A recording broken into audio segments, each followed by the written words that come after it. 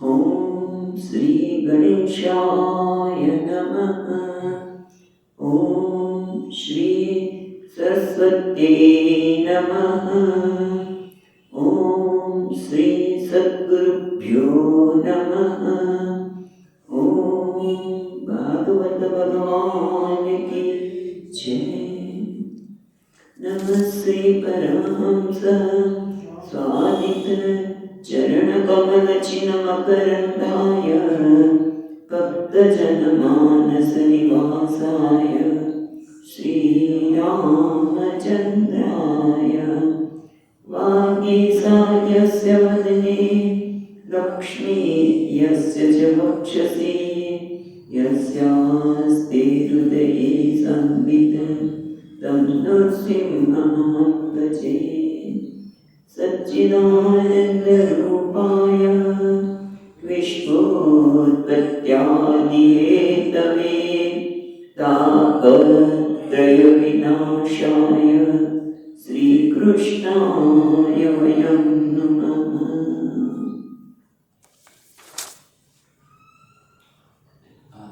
नारायणं नमस्कृत्यं नरं चैव नरोत्तमं देवीं सरस्वतीं व्यासं ततो जयमुदीरयेत्।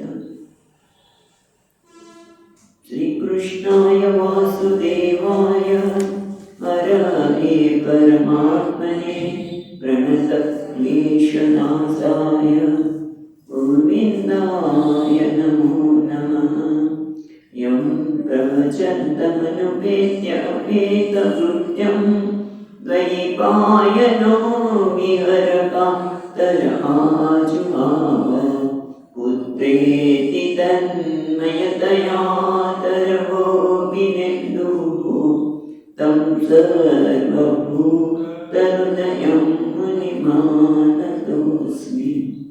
जन्माद्यस्य यतोऽन्वयादितरतः जातेष्वभिघ्नस्वराट् तेने ब्रह्महृदाय आदिकवये मुह्यन्ति सूरयः तेजो वारिमृदां यथा विनिमयो यत्र तिसर्गो मृषा तं नाम स्वेन सदा निरस्तकुहकं सत्यं परं धीमहि। नमो भगवते तुभ्यं वासुदेवाय धीमहि प्रद्युम्नाय निरुद्धाय नमः संकर्षणाय च। विविध भगवान नामने रज शुरू करिશું। ओम नमो भगवते वासुदेवाय। ओम भगवते वासुदेवाय। ओम नमो भगवते वासुदेवाय। ओम भगवते वासुदेवाय। ओम नमो भगवते वासुदेवाय। ओम नमो भगवते वासुदेवाय। ओम नमो भगवते वासुदेवाय। ओम नमो भगवते वासुदेवाय। ओम नमो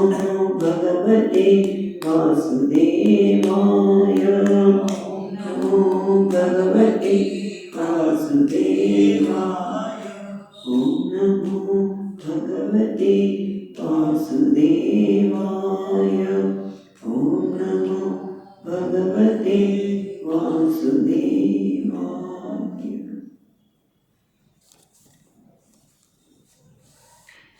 આપણે ત્રીજા સ્કંદના 9મા અધ્યાયમાં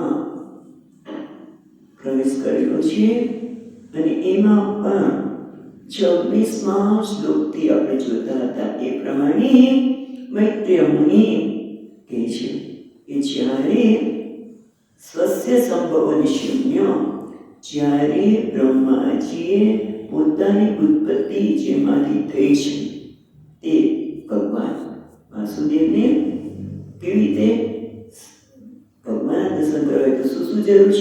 પણ અહીંયા બતાવે છે શું?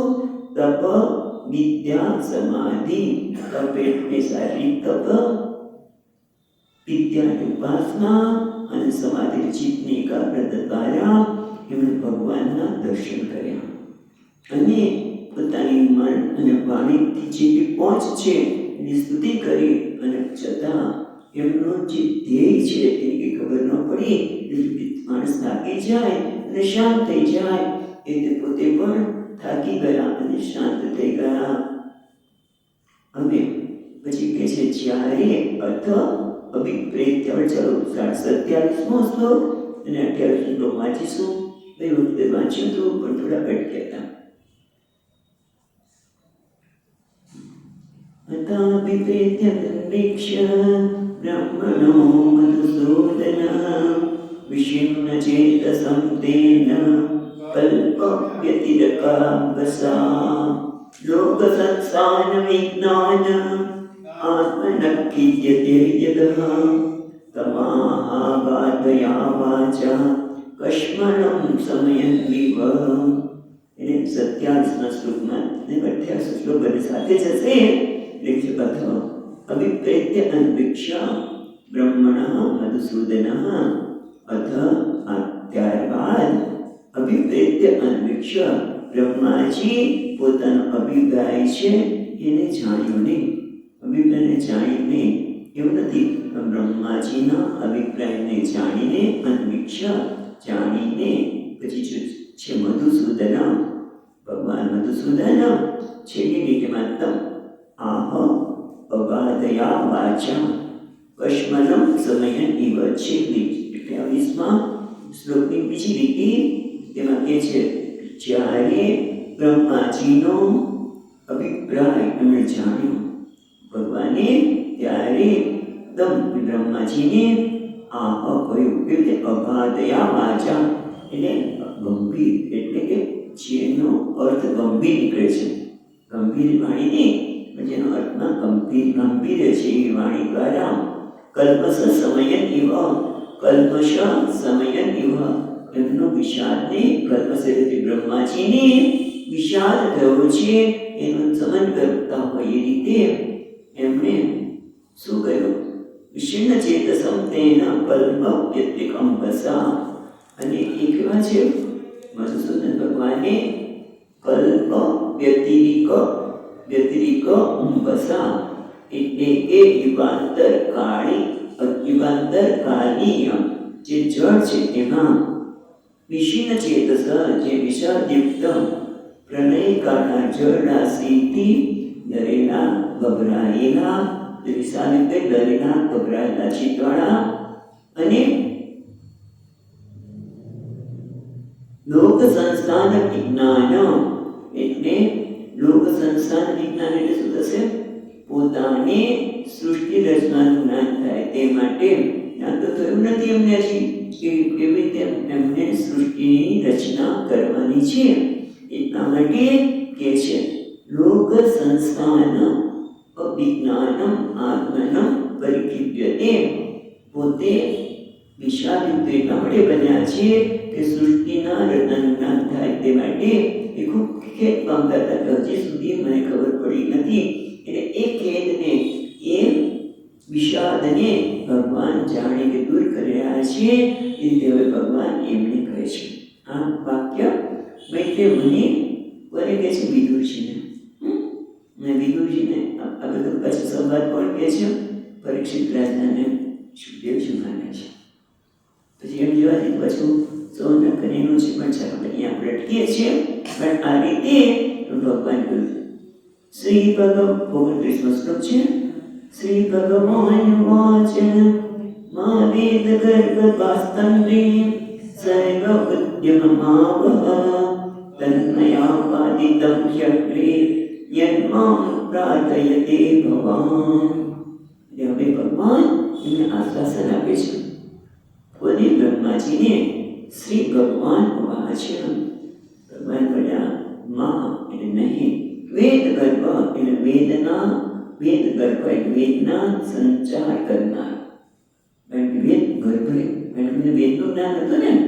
બ્રહ્માજીને વેદનું જ્ઞાન પણ થયું ત્યારે ભગવાનની કૃપાથી એને વેદ ગર્ભ મા બા એટલે તમે એને ભસ્મ થશો. તંત્રિતમ એટલે વિષાદ કૃતમ આલસ્યમ, વિષાદના કારણે આળસને તમે ભરશો નહીં, તમે એને આળસને પ્રોત્સાહન આપશો નહીં. કે ખેદ થાય, વિષાદ થાય તો પછી કરવાનું કંઈ મન થાય નહીં. મેં એટલો પ્રયત્ન કર્યો પણ કંઈ થયું નહીં, માટે છોડી દો. હું થતું હોય છે ને, ભગવાનને જપ કરીએ પછી એમને કંઈ ન થયું છોડ ભગવાનને જપ કરું, ભગવાનને ભૂલી જાય. પણ ના, અહીંયા કહે છે કે તમે તન્નિતમ એટલે વિષાદને કારણે આળસ, વિષાદને કારણે જે આળસ ઉત્પન્ન થઈ છે એને છોડી દેજો. આળસને પ્રોત્સાહન આપશો નહીં. કેમ? સર્ગ ઉદ્યમ આવહ, તમે જે સર્ગ સૃષ્ટિ સર્જન કરવાનું છે એમાં એનો પ્રયત્ન ચાલુ રાખો. સૃષ્ટિ નિર્માણનો ઉદ્યમ તમે કરો. કારણ કે તન્મયા, બીજી રીતમાં કહે છે તન્મયા અપાદિતમ યજ્ઞે યન્મં પ્રાર્થયતે ભગવાન. અગ્રે યન્મં પ્રાર્થયતે ભગવાન. અગ્રે આગળ એટલે 22મા શ્લોકમાં એમણે પ્રાર્થના કરી હતી કે મારી બુદ્ધિને તમે પ્રેરણા કરો, મારી સૃષ્ટિનું સર્જન કરવાનું છે તો બુદ્ધિને પ્રેરણા કરો. એ સિવાય પણ ઘણી પ્રાર્થના કરી, ખબર છે ને, કે મારી બુદ્ધિમાં અહંકાર ન આવે, હું સર્જન હું કરું છું દોષ ન આવે, એ બધી પણ પ્રાર્થના એમણે ત્યારે કરી હતી. એટલે કે છે તે જે મને પૂર્વમાં જે પ્રાર્થના કરી હતી, યન્મં પ્રાર્થયતે ભગવાન, તમે મને જે પ્રાર્થના કરી હતી તન્મયા અપાદિતમ, તન્મયા પૂર્વ એપદ સંપાદિતમ, તે મેં અગ્ર પહેલા જ મેં કર્યું છે. તમે જે મને પ્રાર્થના કરી હતી તે અગ્રે પહેલેથી મેં કર્યું છે. તમે ચિંતા બધું નક્કી રાખ્યું છે. તો પછી તમે પહેલેથી જ નક્કી કરેલું છે ને, તો પછી મને કેમ ખબર નથી? જેમ આપણે પણ ખબર છે કે જે કંઈ ઘટના ઘટે છે એનું નિર્માણ થયેલું જ હોય છે. કેવી રીતે તમે બધી ચર્ચા નહીં કરીએ પણ નિર્માણ થયેલું હોય છે. પણ એવી રીતે અહીંયા પણ કહે છે કે તમારે પ્રાર્થના કરી હતી એ તમે પહેલેથી જ કર્યું છે, તો પછી મને કેમ ખબર નથી? તરી કથમ અહમ ન જાનાસી, તો હું પછી કેમ અહમ ન જાનામી, હું કેમ નથી જાણતો? એ પછી આગળ કહે છે ભગવાન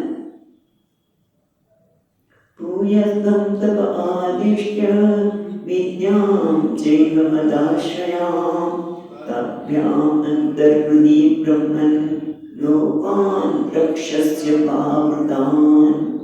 હે બ્રહ્મન, એ બ્રહ્માજી બીજી રીતમાં છે ને, તાભ્યામ અંતર્હૃદિ બ્રહ્મન લોકાન રક્ષસ્ય છે ને, રક્ષસ્ય એને છૂટું પણ રક્ષસી પછી અનિકસી, એમાંથી ઈકાર નીકળશે બીજું અનિકળશે. અપાવૃતાન એટલે કે છે રક્ષસી અપાવૃતાન. આપણે જોઈએ પહેલા એ શબ્દ પછી જોઈએ છીએ અને પહેલી લીટી પહેલા જોઈએ તો બીજી લીટીમાં બ્રહ્મન સંબોધન કર્યું. હે બ્રહ્મન, હે બ્રહ્માજી, ભૂય તમ તપ આતિષ્ઠ, ફરીવાર ભૂય એટલે ફરીવાર, પુનઃ ત્વમ તપ આતિષ્ઠ, મેં ફરીવાર તપ કરો. એટલું જ નહીં, તપની સાથે બીજું પણ જરૂરી છે. હમણાં જ આપણે જોયું એટલા માટે વિદ્યામ ચૈવ મદાશ્રયામ, એટલે હે બ્રહ્મન આપ ફરી તપસ્યા કરો અને મદ આશ્રયામ, મદ વિષયામ વિદ્યામ, મારા સંદર્ભની વિદ્યાનું ઉપાસના, એટલે હે બ્રહ્મન આપ ફરીથી તપસ્યા કરો અને મારા આશ્રયવાળી વિદ્યાની ઉપાસનાને પણ તમે પ્રાપ્ત કરો. તપ કરો અને ઉપાસના, તપની સારી તપ તો ખરું છે પણ આ ઉપાસના પણ કરો.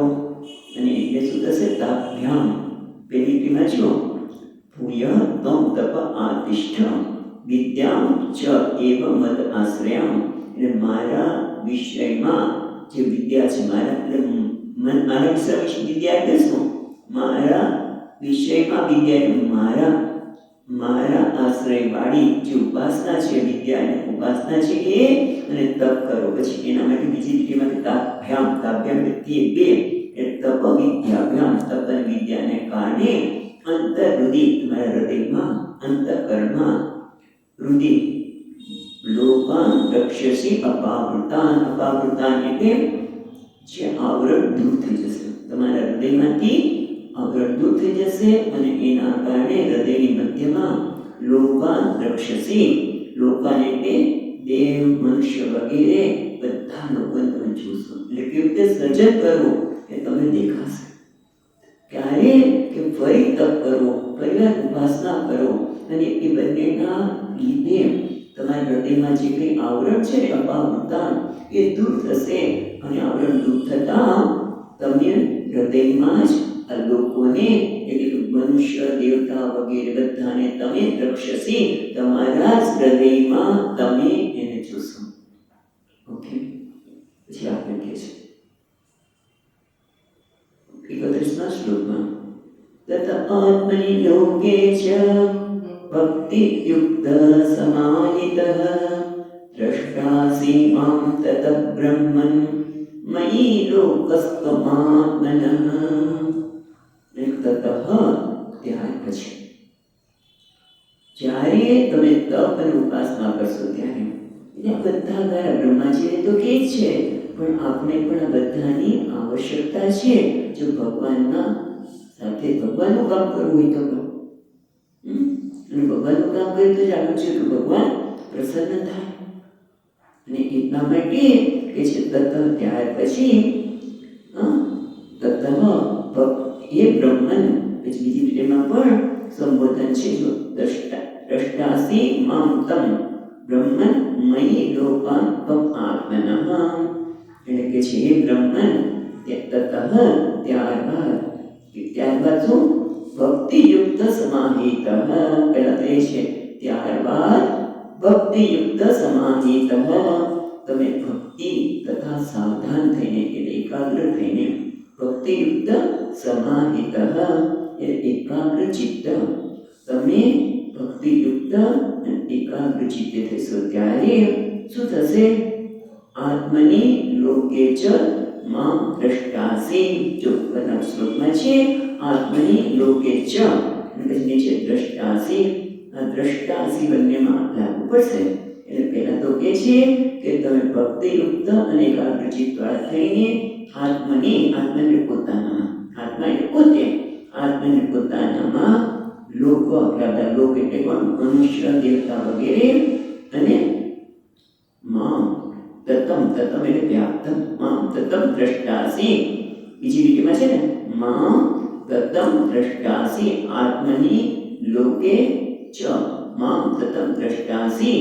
એટલે કે તમે તમારા પોતાનામાં આ લોકોને અને મને પોતાને ભગવાનને તત્વ વ્યાપ્ત બધી જગ્યાએ વ્યાપ્ત થયેલું જોશે. બધામાં મનુષ્ય બધામાં પરમાત્મા અનેકમાં છે એ તમે મને જોશો. એટલું જ નહીં, જો દ્રષ્ટા મને બંનેમાં જશે ચ મયિ લોકાન ત્વમ આત્મનઃ.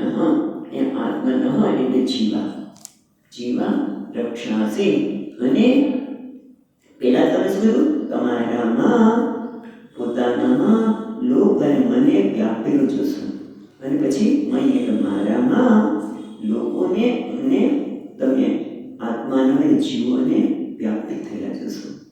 ખ્યાલ આવ્યો? પહેલા તમે તમારામાં આ લોકોને અને મનેમાં બધામાં વ્યાપ્ત થયેલો જોશો. અને મારામાં એ બધાને જીવોને ને તે લોકોને તમે જોશો. એટલે ટૂંકમાં આ બધામાં હું જ છું.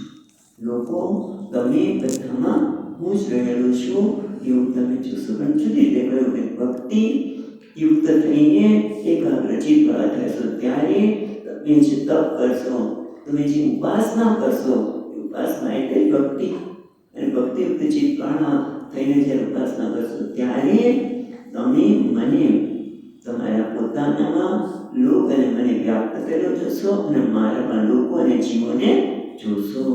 તત્વ શબ્દ નહીં આવે. અચ્છા, હવે આના થવાથી શું થાય? આમ તો શું થાય? સર્વત્ર ભગવાનનું દર્શન. અને ભગવાનનું જો આપણા જીવનમાંથી મોહને દૂર કરવો હોય, મોહ એટલે જ કલ્મશ, મોહ એટલે જ દુઃખ. જેમ અર્જુન પણ મોહથી ગ્રસ્ત થયો એટલે દુખાયો. વિષાદ આવ્યો એટલે જો જીવનમાં વિષાદને દૂર કરવો હોય, મોહને દૂર કરવો હોય તો શું કરવું જોઈએ? એ પણ અહીંયા આપણને કહે છે શું? સર્વત્ર મારું દર્શન જ મોહને દૂર કરનારું છે. મોહ એટલે વસ્તુ જેવી છે એવી ન જોઈએ. વસ્તુ તો છે સામે દોડવું, પણ મને દેખાય છે બીકના લીધે. અને કેટલાકને એમાં માળા દેખાય છે, મારી પાસે માળા લઈ જવી છે, માળા લઈ જવી છે, ભગવાને પહેરાવી છે એટલે દોડામાં માળા દેખાય છે, તો કોઈને સર્પ દેખાય છે. એવી રીતે કોઈ વ્યક્તિ છે તો વ્યક્તિ જ, પણ આ સારી છે, આ ખરાબ છે, આ મારો મિત્ર છે, આ મારો દુશ્મન છે, શું છે? મોહ છે. જે વ્યક્તિ છે પણ એને સારી કેવી ખરાબ કેવી એ મોહ છે. હા, વ્યવહાર માટે કે અમારા ભાઈ છે, બેન છે, વ્યવહાર માટે છે, પણ મારા જ છે એ શું છે? મોહ છે. એટલે એ મોહને કારણે જ માણસ દુઃખી થાય છે.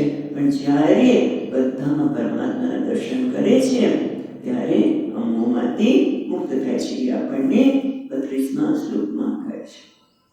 તમે પણ મોહને ત્યજી દેશો. જ્યારે તમે મને આ રીતે જોશો ત્યારે બ્રહ્માજી શું થશે એ વાત કરે છે. યદા તુ સર્વે ભૂતેષુ દારશ્વગ્નિ નિવસ્થિતં પ્રતિચક્ષિતમાં લોકો જય્યાતર્યેવ કલ્મષમ. યદા તુ સર્વભૂતેષુ દારુષુ અગ્નિસ્થિતમ. પહેલે જોઈએ તો દારુષુ, દારૂ એટલે કાષ્ઠ, લાકડું, કાષ્ઠ. અગ્નિસ્થિતમ, કાષ્ઠમાં અગ્નિ રહેલું છે કે નહીં? પછી પ્રગટ નથી. લાકડામાં અગ્નિ છે કે નહીં? તો છે, પણ પ્રગટ નથી. જ્યારે પ્રગટાય ત્યારે અંદરથી બહાર આવે. સંવિતમાં આપણે હોમ કરતા હોઈએ, સંવિત છે, જ્યાં સુધી સંવિત બહાર છે ત્યાં સુધી અગ્નિમાં ખબર પડતો નથી. જો હોમમાં મૂક્યો, અગ્નિ પ્રજ્વલિત થતી અંદર અગ્નિ છે. એ રીતે કહે છે યદા, જ્યારે સર્વભૂતેષુ, બધા પ્રાણી માત્રમાં જેમ અગ્નિ કાષ્ઠમાં વ્યાપ્ત છે એ રીતે પ્રતિચક્ષિત પ્રતિપશ્યતિ માં લોકો જનઃ જય્યાતર્હિ કલ્મષમ. એટલે જ્યારે તમે બધા પ્રાણી માત્રમાં જેમ લાકડામાં કાષ્ઠમાં અગ્નિ રહેલો છે એમ હું પણ બધામાં રહેલો છું. દેખાતો નથી, ભગવાન દેખાતા નથી. અત્યારે તો મને આ દુનિયા દેખાય છે, મારા તારા વગેરે દેખાય છે. એટલા માટે કહે છે પણ જ્યારે એ દેખાતા હોય ત્યારે પણ જેમ અલંકાર સોની છે એ અલંકારને જોવે છે ત્યારે પણ એમાં રહેલું સોનાને તો જોવે જ છે. પણ એ સોનું તો દેખાય છે માટે અલંકાર. પણ આ કાષ્ઠની વાત બહુ જુદી છે. એ કાષ્ઠમાં કોને પેલા કઠિયારા કેટલા ભારોની જે ઘટનું મારું વેચાશે વગેરે, એમ હું પણ બધામાં જ રહેલો છું એવું ત્યાં તમને દેખાશે. બહાર સ્પષ્ટ રીતે દેખાતો નથી. માટે ભગવાન બધામાં છું જ, પણ અવ્યક્ત રૂપે વ્યક્ત રૂપે નથી. પણ જ્યારે તમારી દ્રષ્ટિ ભક્તિ અને એકાગ્રચિત થશે ત્યારે દ્રષ્ટિ નિર્મળ થશે. એ નિર્મળ દ્રષ્ટિમાં તમને માનું બધામાં જ અને બધામાં હું વ્યાપ્ત થયેલો દેખાઈશ. એ તત્વ અહીંયા આ રીતે કહે છે કે જ્યારે મનુષ્ય કાષ્ઠમાં વ્યાપેલા અગ્નિની જેમ સર્વ પ્રાણીઓમાં મને જોયેલો રહેશે ત્યારે મામ લોક જે વ્યક્તિ મામ જય્યાતર્હિ એવ, ત્યારે એ ત્યાગ કરશે. જય્યાત એટલે ત્યજેત. શું? કલ્મષમ એટલે પાપ. પાપ એટલે મોહ. મામ, હજુ ફરી વાર, યદા તુ સર્વભૂતેષુ દારુષુ અગ્નિ નિવસ્થિતમ પ્રતિચક્ષિતમ. જેમ દારૂમાં અગ્નિ રહેલો છે તેમ મને સર્વ પ્રાણીમાં રહેલો જોશે ત્યારે મામ લોકો જય્યા, ત્યારે લોકો જે કલ્મષ છે, પાપ છે, મોહ છે તે છે તેને એ ત્યાગ કરે. જય્યા તત એવ તત તૈયા તત હિ એવ, તરત જ એનો ત્યાગ થશે. છે. હવે જીવન મુક્તિનો ઉપાય બતાવે છે. એ જીવન એવો મુક્ત, જેમ ભગવદ્ ગીતામાં જીવન મુક્તિની વાત કરે છે, અહીંયા પણ જીવન મુક્તિની વાત કરતા કહે છે કે જીવન મુક્ત કેવી રીતે બનાય? તો કે છે યદા રહિતમાત્માનં ભૂતેન્દ્રિય ગુણાશ્રયૈ સ્વરૂપેણ મયોપેતં પશ્યન સ્વરાજ્ય પૃચ્છતિ. યદા જ્યારે રહિતમ આત્માનં ભૂત ઇન્દ્રિય ગુણાશ્રયૈ ભૂતાદિ વિરહિતમ આત્માનં જીવમ. જ્યારે જ્યારે રહિતમ આત્માન, રહિત અનારહિત આત્માનમ, હવે આત્માનમ એટલે શું છે? એટલે જીવમ, જીવ. જ્યારે જીવ રહિતમ શબ્દ પછી વાપરીએ જોઈએ તો એ છે જ્યારે જીવ ભૂતેન્દ્રિય ગુણ આસહી, ભૂત એ ભૂતેન્દ્રિય એટલે ભૂત, ભૂત એટલે પંચમહાભૂત, ઇન્દ્રિય પંચમહાભૂત, ઇન્દ્રિયો અને ગુણ એટલે ઇન્દ્રિયોના વિષય, અને આશય એટલે આત્મા એટલે શું? અંતઃકરણ. આશય એટલે અંતઃકરણ. એટલે જ્યારે આત્માનમ એટલે જીવ ભૂત ઇન્દ્રિય ગુણ આશ્રયી રહિતમ, રહિતમ એ જ્યારે જીવ પોતાને, જ્યારે પંચમહાભૂત ઇન્દ્રિયો, ઇન્દ્રિયોના વિષય અને અંતઃકરણથી જુદો, એનાથી અલગ, રહિતમ એ અલગ. અંતઃકરણ તો રહેવાનું જ છે, એ તો જતું રહેવાનું નથી. જ્યારે આ શરીર છે તે પંચમહાભૂતનું શરીર છે, ઇન્દ્રિયો છે, ઇન્દ્રિયોના વિષયો છે અને અંતઃકરણ પણ છે, પણ પોતાને આનાથી અલગ જુએ છે. રહિતમ એ આવું નથી. સામાન્ય રીતે આપણે શું માનીએ છીએ કે શરીર જ હું છું. એટલા માટે ભગવાને ગીતામાં ક્ષેત્ર અને ક્ષેત્રજ્ઞાન વિવેક આપ્યો. અહીંયા કહે છે કે જ્યારે આત્માનમ, જ્યારે આત્માને પોતાને જીવ શુદ્ધ તત્વ પદાર્થ એ પોતાનું શુદ્ધ સ્વરૂપ છે, જે પંચમહાભૂત ઇન્દ્રિયો, ઇન્દ્રિયોના વિષય અને અંતઃકરણથી રહિત છે, એ સ્વરૂપને સ્વરૂપેણ સ્વસ્ય આત્મભૂતેન મયા અપેતમ, અપેતમ એકીભૂતમ પશ્યન ભવતી તદા સ્વરાજ્યમ પૃચ્છતિ. તદા શબ્દ જેને પણ ત્યારે યદા આવે ત્યારે તદા આવી જાય. અને પછી શું કહે છે કે શુદ્ધ, જો ફરી વાર જોઈએ, રહિતમ એટલે આત્માનમ જીવમ શુદ્ધ તત્વમ, જ્યારે પોતાનું જે શુદ્ધ તત્વ, પોતાનું શુદ્ધ સ્વરૂપ છે. શું સ્વરૂપ છે જીવનું શુદ્ધ? તો પદ શુદ્ધિકરણ, એટલે કે પોતે કેવો છે? આ પંચમહાભૂત ઇન્દ્રિયો, ઇન્દ્રિયોના વિષયો અને અંતઃકરણથી રહિત છે, એટલે કે એનાથી અસંગ છે, એ પોતે નથી. જ્યાં સુધી હું આ શરીર છું, આ મન ઇન્દ્રિયો વગેરે છું, ત્યાં સુધી એનું શુદ્ધ સ્વરૂપ નથી. આપણે બધાનું શુદ્ધ સ્વરૂપ શું છે કે આ દેહ, મન, ઇન્દ્રિયો અને અંતઃકરણ હું નથી, એ મારું શુદ્ધ સ્વરૂપ છે. જ્યારે શુદ્ધ તત્વ પદાર્થનું જીવ પોતાને આ પંચમહાભૂતોથી રહિત જોશે, ત્યારે સ્વરૂપેણ મયા અપેતમ, અપેતમ એકીભૂતમ પશ્યત, ત્યારે મને, મને એટલે કોણ? સ્વરૂપેણ એટલે તત્પદાર્થ, પરમાત્મા, પદાર્થ પરમાત્માનો, પરમાત્માના તત્પદાર્થ વાળા પોતાના મૂળ આત્મા સ્વરૂપને મારી સાથે એક થતો જોશે. મયા એટલે મને, મને એટલે જે તે પરમાત્મા, એની સાથે એકીભૂતમ સ્વરૂપેણ, એટલે સ્વરૂપેણ એટલે સ્વરૂપથી, તત્પદાર્થનું જે સ્વરૂપ છે એની સાથે એક થયેલું જશે. કોને? જીવ પોતાની ઈશ્વર સાથે એક થઈ જશે. પણ જીવ એટલે કોણ?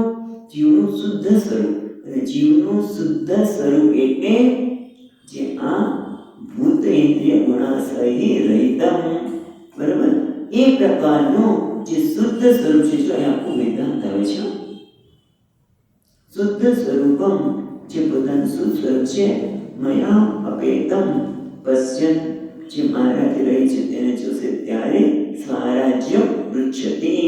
સ્વરાજ્યમ એટલે સ્વ પોતાના સ્થિતિ સમ્રાટ બની જશે.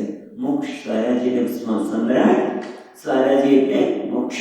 પૃચ્છતિ પ્રાપ્ત કરશે એટલે કે જ્યારે જીવ પોતાને પાંચમાભૂત ઇન્દ્રિયોના વિષયો અંતઃકરણથી કે બધા અસરોથી રહિત અને મારાથી તમે એકીભૂત એટલે મારાથી જ્યારે પોતાને અભિન્ન જુએ છે ત્યારે એ મોક્ષને પામે છે. પશ્યસી સ્વરૂપેણ મયા અપેતમ. ઉપેતમ મયા અપેતમ નહીં આવે, ઉપેતમ છે, મયુપેતમ છે ને, મયા ઉપેતમ પશ્યન મને એનાથી મારાથી અભિન્ન જ્યારે પોતાને જોશે ત્યારે એ સ્વરાજ્યને પ્રાપ્ત કરશે. ખ્યાલ આવ્યો? કેટલું સુંદર છે. હવે આગળ કે છે એ થયા પછી તમે શું કરી શકશો? આગળ કે છે 34મા શ્લોકમાં નાના કર્મ વિતાનેન પ્રજા બહુભિ સુસૃક્ષત નાત્માવસિતત્ય તસ્મિન તે વર્ષિયાન મદનુગ્રહ. ભગવાન પોતાના અનુગ્રહની વાત કરે છે. શું કહે છે? નાના કર્મ વિતાનેન પ્રજા બહુભિ સુસૃક્ષત ન આત્માનમ અવસદિતિ ન આત્માનમ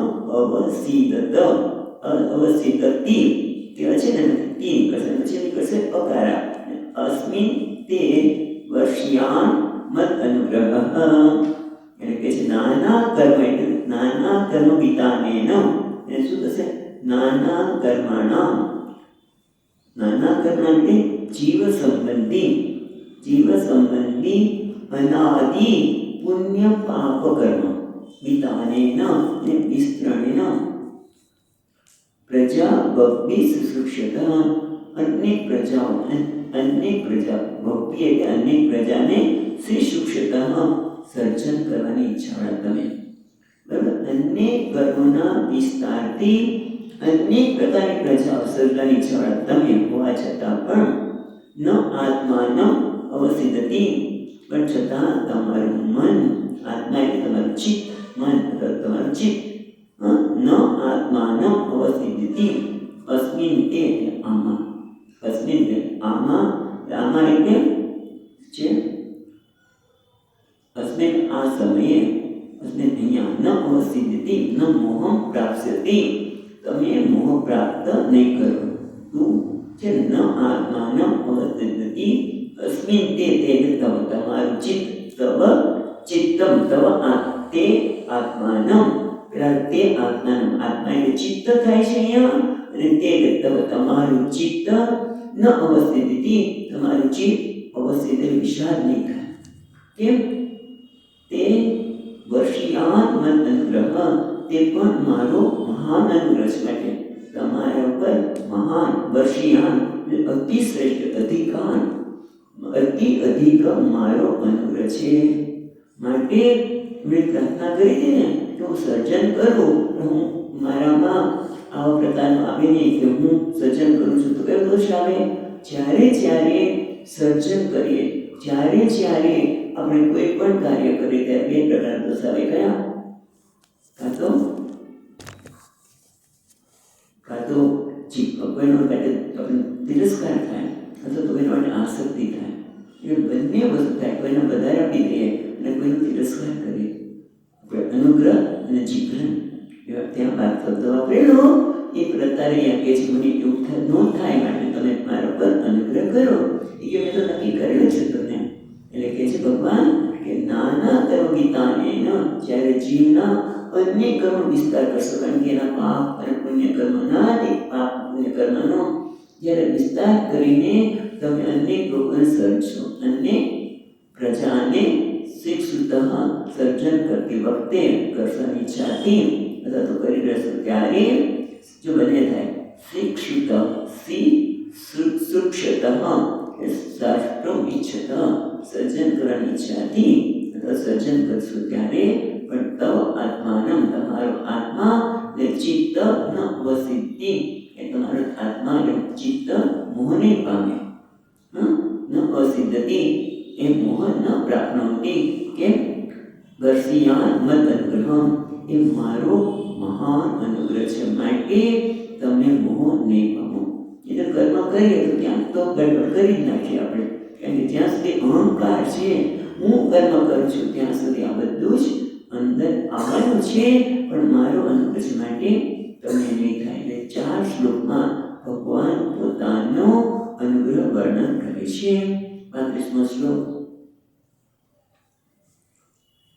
ऋषिमाद्यं न बध्नाति पापीयान् स्वां रजो गुणः यन्मनो मयि निबद्धं प्रजा संसृजतोऽपि ते. એટલે તમને મોહ નહીં થાય એનું પહેલું એક કારણ એ છે કે ઋષિ આદ્યમ, તમે કહો છો આદ્ય એટલે પ્રથમ ઋષિ છો. ઋષિ એટલે પ્રથમ સૃષ્ટિ વેદ દ્રષ્ટારમ, તમે તો એક ઋષિ છો. આદ્ય એટલે પ્રથમ, અને ઋષિનો અર્થ કેવો કરે છે કે વેદને જાણનાર છો, તમે વેદને જાણનાર છો. ઋષિ એટલે નુસંતી જાનાતી, એટલે ઋષિ જે જાણે છે તે, અને વેદને જાણનાર, તમે તો પહેલા સૌથી પ્રથમ વેદને જાણનાર છો, માટે ન બદનાતી, તમને બાંધશે નહીં. શું નહીં બાંધે? પાપીયાન ત્વામ રજો ગુણઃ ન બદનાતિ, ત્વામ ન બદનાતિ, તમને નહીં બાંધે. કોણ?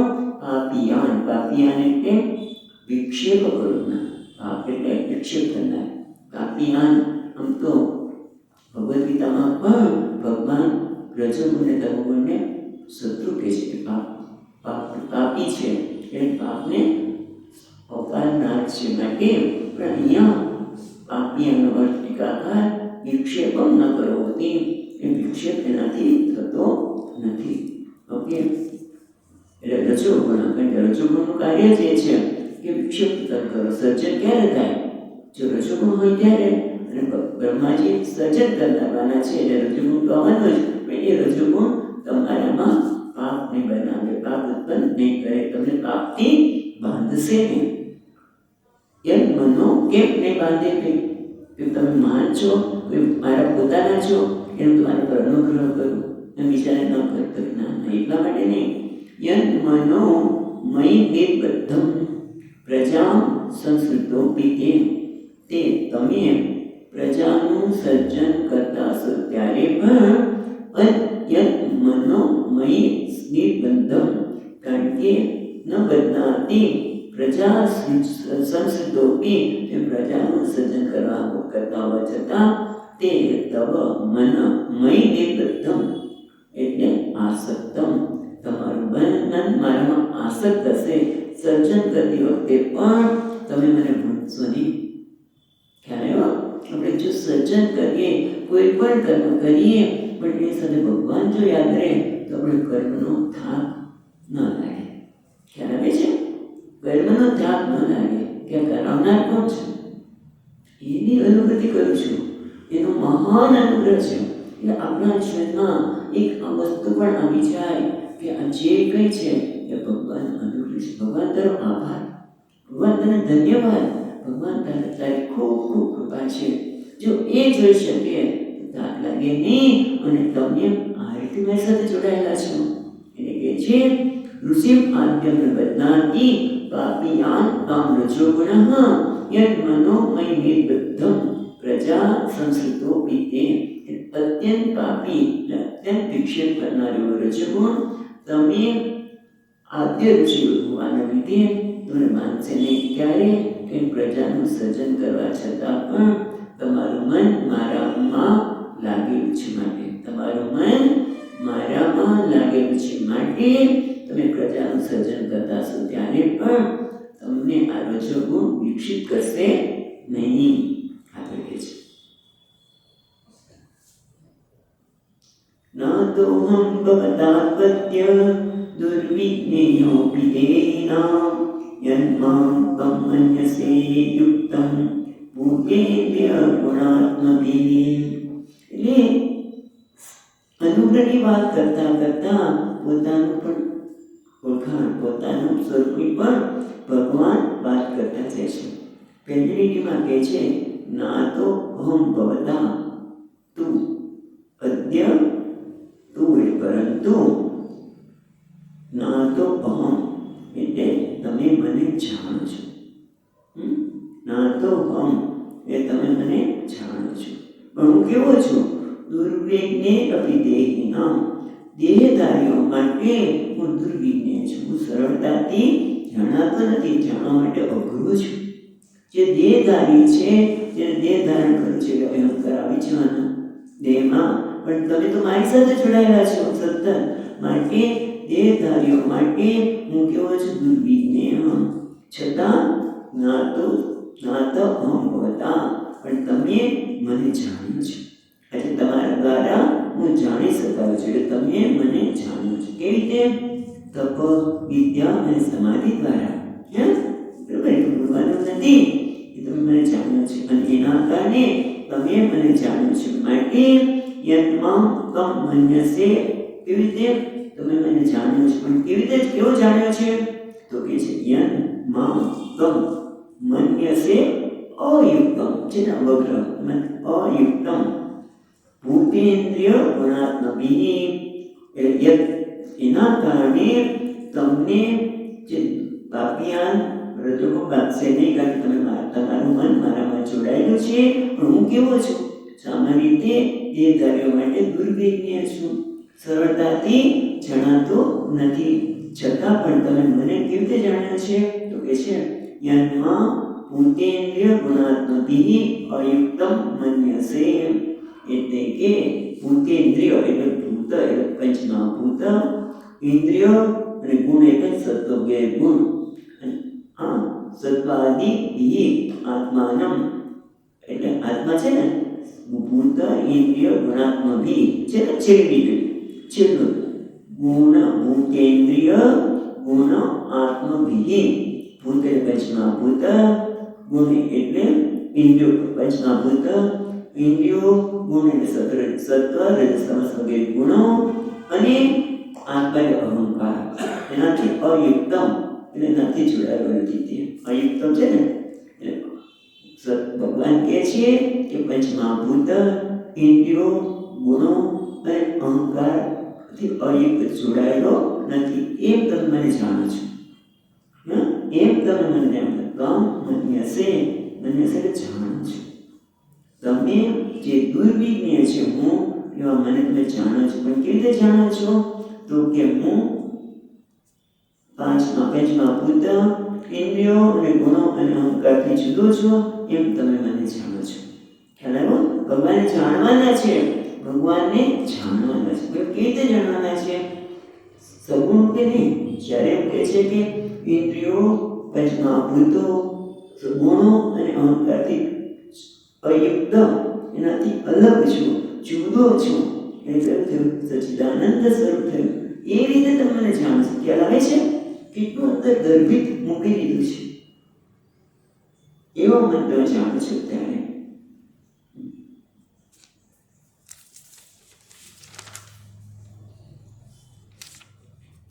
જોઈએ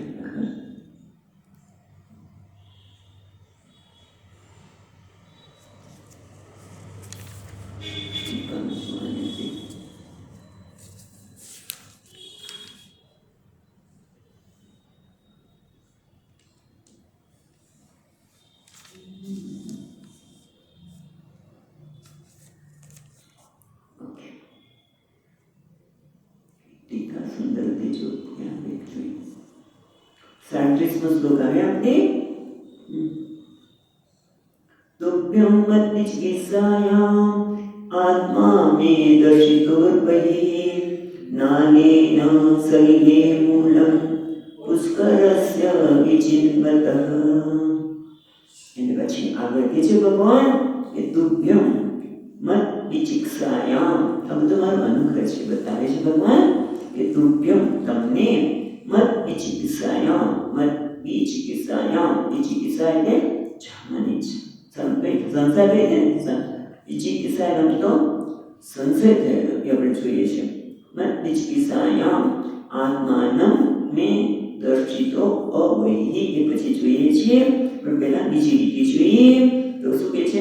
નાનેન નાલેન શરીરે મૂલમ પુષ્કરસ્ય વિચિત્રતઃ. એટલે તમે શું થયું હતું? મત સ્વરૂપમ, મારા સ્વરૂપને જાણવા માટે નાને પુષ્કરસ્ય નાલેન, પુષ્કરસ્ય એટલે કમળની નાળ એમાં ગયા ને નીચે, પુષ્કરસ્ય નાલેન શરીરે, પછી પ્રેમ જળમાં રહેલા કમળની નાળના મધ્યમાં શરીરે મૂલમ, મૂળને જાણવા માટે તમે ગયા હતા. અને ત્યારે આ કમળનો આધાર છે, દેખાતો તો નથી, તો હશે કે કેમ એમ તમને સંશય થયો. ત્યારે એ ચિકિત્સા અને સંશય થયો હતો. અને ત્યારે તમે પછી તપ કર્યું, આરાધના કરી, શંકા થઈને ભગવાને એમને શંકા નિવારણ નથી કર્યું. કારણ કે અમે જોયું હતું કે એ બહિર્મુખ થઈ ગયા. જ્યાં સુધી બહિર્મુખ થઈને એ નાળની મધ્યમાં ગયા, એનું મૂળને જાણવા માટે પ્રયત્ન કર્યો, તો તે જાણવા મળ્યું નહીં. એને તો મૂળ છે કે નહીં, એટલે હું શું છું અહીંયા, એ બધાની શંકા થઈ. ત્યારે એમણે તપ કરેલું. તપ એવું પાણીમાંથી અવાજ આવેલો અને એ બધું તપ કરી, આરાધના કરી. ત્યારે ભગવાન કહે છે, તમને નાલેન શરીરે મૂલમ પુષ્કરસ્ય વિચિત્રતઃ. ત્યારે એને જાણવા માટે તુભ્યમ મત ચિકિત્સાયામ, જ્યારે તમને શંકા થઈ ત્યારે આત્માનમ મેં દર્શિતમ અબહિઃ, ત્યારે મેં તમને, ત્યારે સંદેહ થયો ત્યારે આત્માનમ એનું સ્વરૂપમ, મારું સ્વરૂપ, મેં મયા મારા વડે અબહિઃ એટલે અંતર્વિધિ દર્શિતમ, ત્યારે મેં તમને તમારા હૃદયમાં એના દર્શન કરાવેલા. ત્યારે તમે ચિકાસ પછી વચ્ચે નથી કહેતા તપ વગેરે આવે છે, પણ આપણે યાદ કરવું પડે કે જ્યારે શંકા થઈ, નાળમાં બરોબર મધ્યમાં ગયા, ખૂબ ઊંડે સુધી ગયા, પણ કંઈ મળ્યું નહીં. એટલે બધું છે કે નહીં, એનું મૂળ છે કે નહીં, અને પછી તપ કર્યું. ત્યારે ભગવાન કહે છે, તમે જ્યારે શંકા થઈ, સંદેહ થયો ત્યારે મતુભ્યમ મત ચિકિત્સાયામ આત્માનમ મેં દર્શિતો અબહિઃ. અબહિઃ એટલે તમે હૃદયમાં મેં તમને મારું દર્શન કરાવ્યું. મારા સ્વરૂપને બહાર નહીં, પણ તમારા હૃદયમાં મેં મારું દર્શન કરાવેલું. આ બધું કેમ ભગવાન યાદ કરાવો છું ભાઈ? એના માટે કહે છે, આ બધું યાદ કરાવું છું. તો કહે છે 38મા શ્લોકમાં, યચ્ચ ચકાર્થમ મતસ્તોત્રમ મત્કથાભ્યુદયાંકિતમ યથવા તદસि તે નિષ્ઠા સ એષ મદનુગ્રહઃ. યચ્ચ વર્થા અંગ એટલે હે અંગ, એટલે પ્રિય બ્રહ્માજી.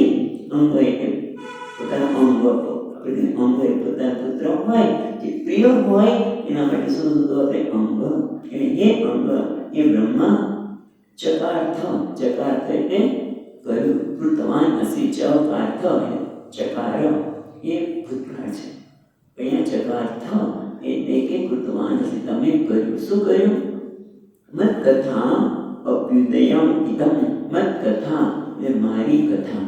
કઈ? અભ્યુદય, અભ્યુદય અંકિતમ, અભ્યુદય અને તેનાથી અંકિત થયેલું મારી કથા.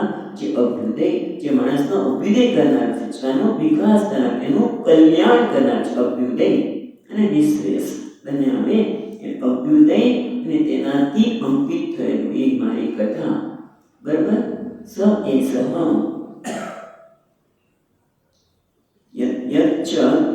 કારણ કે ચકાર્થ તમે કરી, મત સ્તોત્રમ મારી સ્તુતિ કરી. સ્તોત્રમ એટલે સ્તુતિ. મત કઈ સ્તુતિ? મત કથા અભ્યુદય અંકિત, જે મારી કથા અભ્યુદયથી અંકિત થયેલી છે, એનાથી અંકિત એટલે લખેલી છે. અભ્યુદય એમાં રહેલો છે, તે અંકિત થઈ છે. એટલે અભ્યુદય જેમાં રહેલો છે એ શું?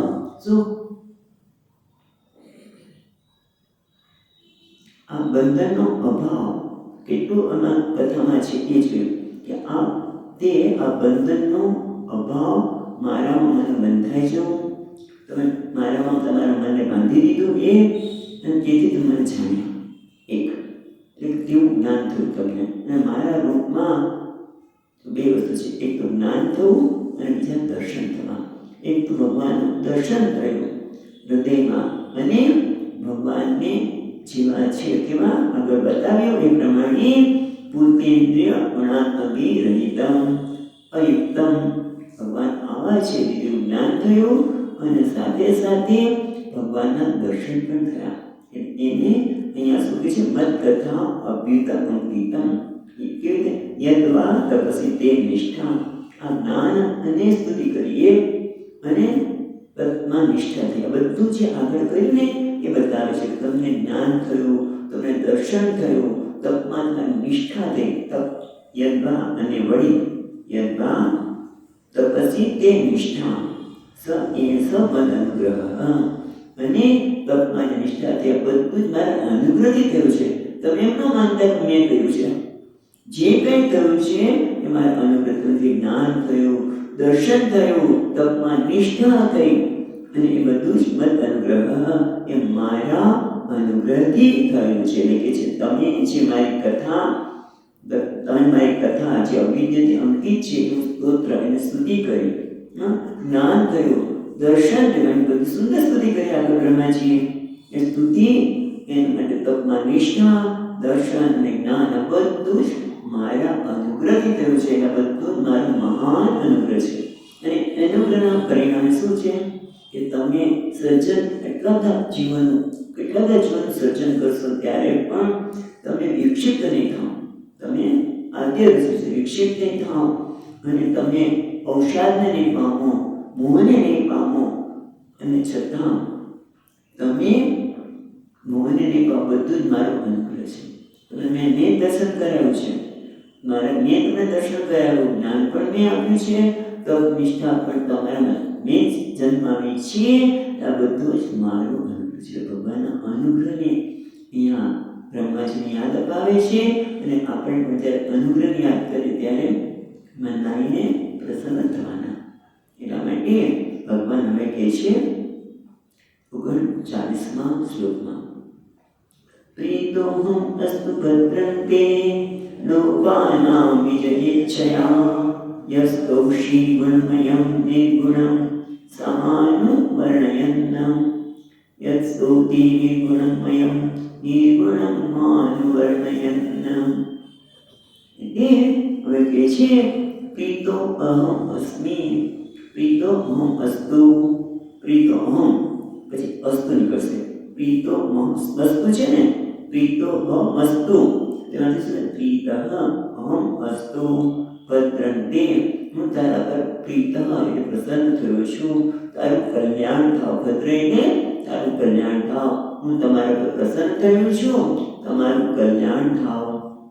કારણ કે લોકાના વિજયેચ્છયા, લોકોનું વિજય એટલે પાલન કરવાની ઈચ્છાથી યદ અસ્તૌષી, જે બીજી રીતમાં છે યદ સ્તૌષી, યદ જે અસ્તૌષી એ સ્તુતવાન હસી, તમે જે સ્તુતિ કરી કઈ ગુણમય નિર્ગુણમ માં અનુવર્ણયન.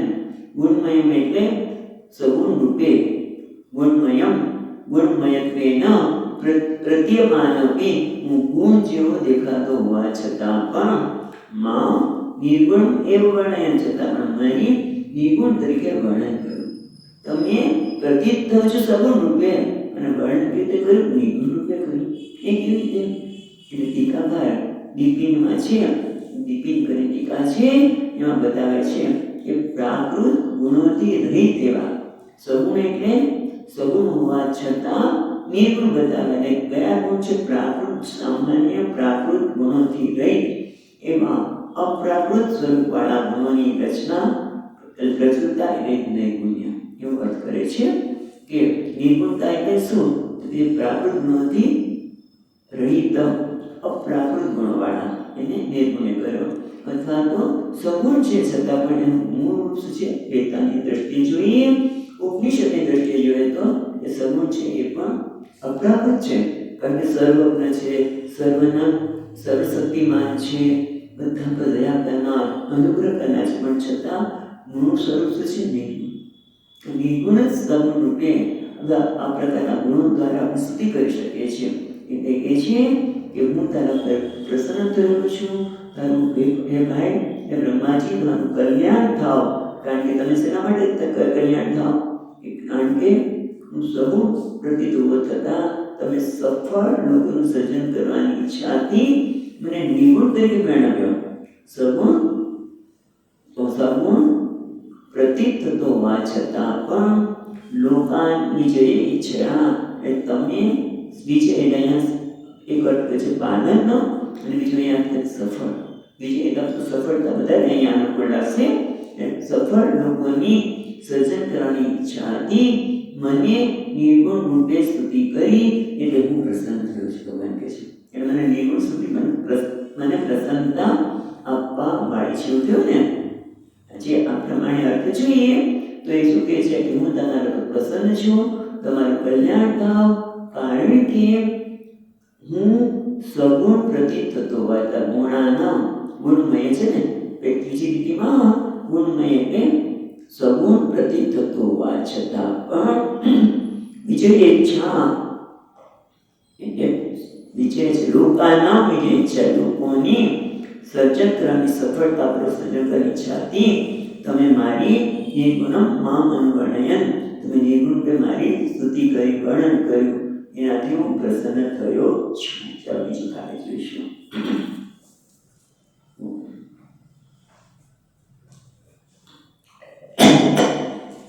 સચ્ચિદાનંદ રૂપાય નિસોત્પત્યાદિહેતવે તાપત્રય વિનાશાય શ્રી કૃષ્ણાય વયં નમઃ. યં પ્રવચन्तમનુપેત્ય વેદકૃત્યં વૈપાયનો વિહરકાતરઆજુહાવ પુત્રેતિ તન્મયતયા તરવોગિનેन्दુઃ तं સર્વભૂતહૃદયં મુનિમાનતોऽસ્મિ. ઓમ શાંતિ શાંતિ શાંતિ.